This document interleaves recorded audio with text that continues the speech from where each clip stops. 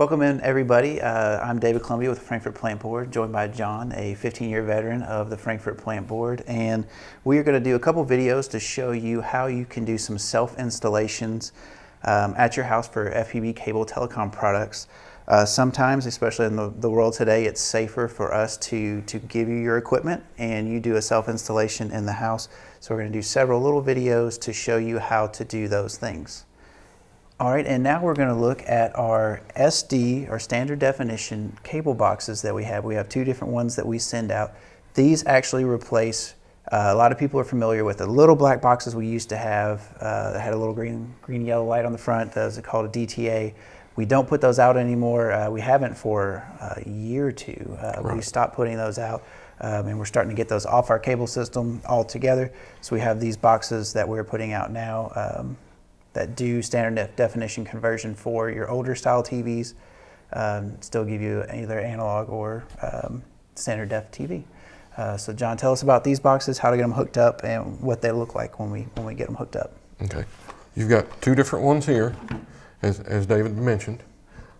This is not necessarily an older model. This is one of the original ones we used, one of the first ones we started using. We also use some of these small ones. You get one of these from us, and you get ready to hook it up. As with anything, you're going to have to make sure you have all the parts and pieces you need. And if you pick it up from us or we drop it off to you to install yourself, we're going to make sure you have the things you need to hook it up. You'll have one of these boxes, a cable that goes between the box and the television, and a power cord for the box. You'll also be given a remote, and we'll cover in a different video the actual programming of the remote to your TV. So you'll need to watch it to make sure you can get the remote set up for your television. We'll put that back out of the way, and as I said, you'll pick up one of these boxes, or we'll drop it off to you.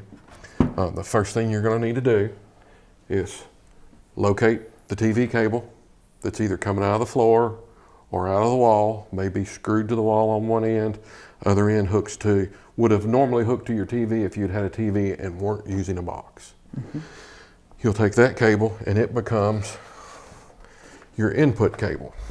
I'm gonna stack these boxes just so you can see they have the same type of screw-on areas, and it's marked in and out, or RF in and RF out.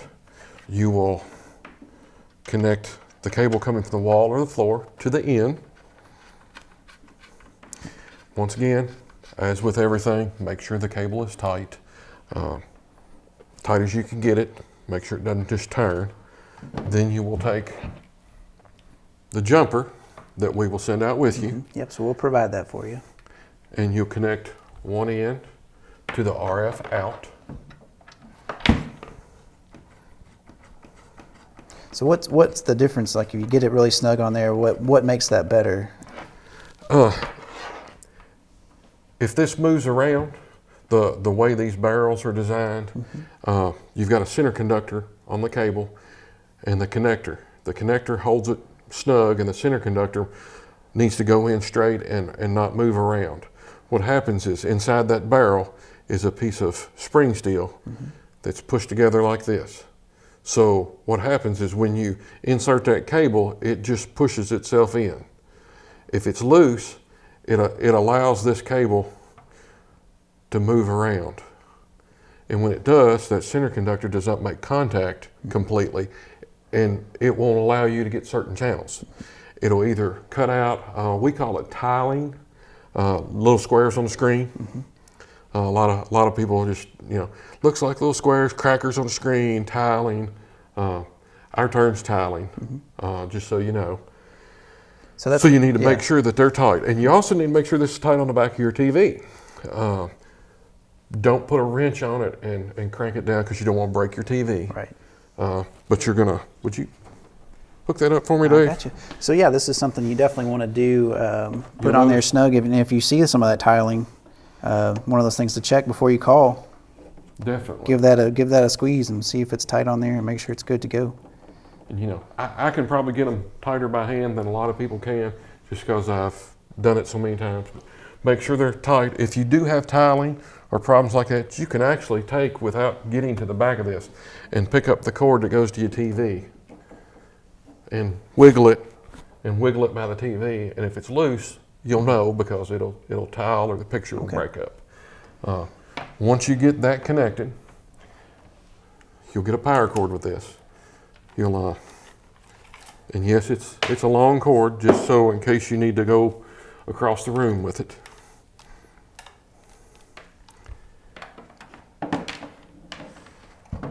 You will plug it in to the box itself. It has a spot for it. And you'll plug it into power. This box will come on.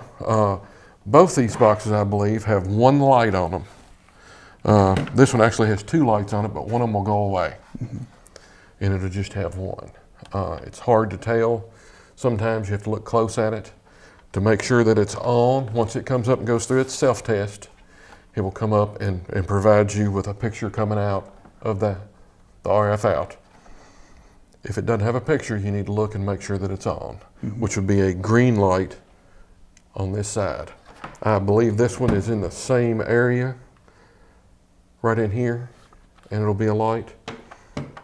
These two hook up the exact same way. Coax, in and out, and power. They work the same way, just one's a smaller box. You know how technology is. Phones used to be this big when you first had cell phones. They called them the brick. That's the way things are with this. So there's a couple other connectors on there. Just ignore them. We're using RF in, RF out. Right. That's it. Right. We're using that because that's for an older TV. If you do have a TV that the RF connector, we call it a barrel, the threaded piece sticking out of the back of your TV, happens to be broken, you can't hook to it. These are composite jacks on the back of it, and you would have a cord that you would buy, RCA cord, RCA jacks, AV cord. You probably have one. If you've had a VCR or anything laying around, you've probably got one laying in a drawer somewhere. It has got red and white, which is for the audio, and yellow connector on it, which is for video. You would connect those on the back of the box, color-coded, pretty simple. Then you would hook that to the back of the TV. On the back of the TV, you'll notice an older TV may only have a red connector and a yellow connector.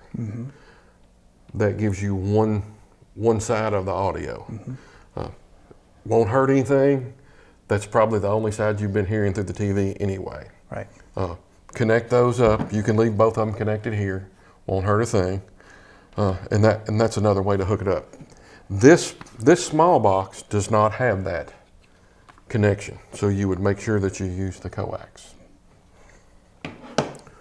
Once you get this all hooked up, then you would make sure your TV's turned on, and you need to make sure your TV is turned on channel 3. An analog TV, channel 3 is what this box and this box put the signal out on for coax. So you would make sure that the TV, which becomes, at that point, the TV is just a monitor. Right. It just takes what comes across the box and puts it on a screen so you can see it. Make sure that the TV is on channel 3, and you should be able to use this box. Then you will take your remote.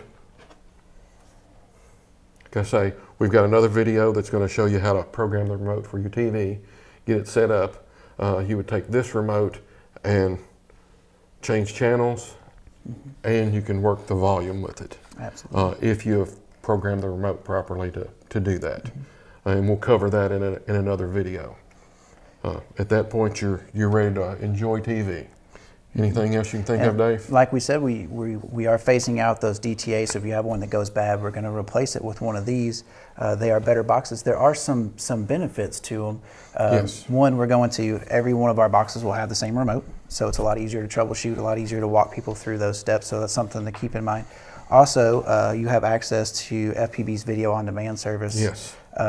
With these boxes and with this remote, you can get there, you can rent movies, or you can watch your ABC, NBC, CBS content that's on there that's free with your cable service that's included, or you can watch and rent movies through that service. So getting the same remote, getting all the same boxes out there. Like I said, the silver box, we've been using that for a while. The smaller box is kind of a newer one that we're putting out. They're really great, a great thing for you. Like we said, we will have another video that you can check out on our YouTube channel and on our website that has the instructions for programming this remote. You can save yourself a lot of time, a lot of headaches with that, so make sure you watch that. If you have any questions about these standard definition set-top boxes, feel free to give us a call at 352-4372 or go to our website at fpb.cc. Thank you. Thank you.